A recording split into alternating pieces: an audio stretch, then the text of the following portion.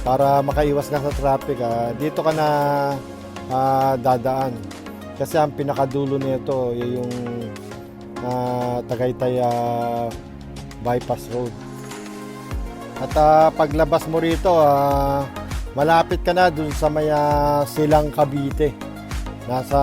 Medyo malapit ka na sa boundary.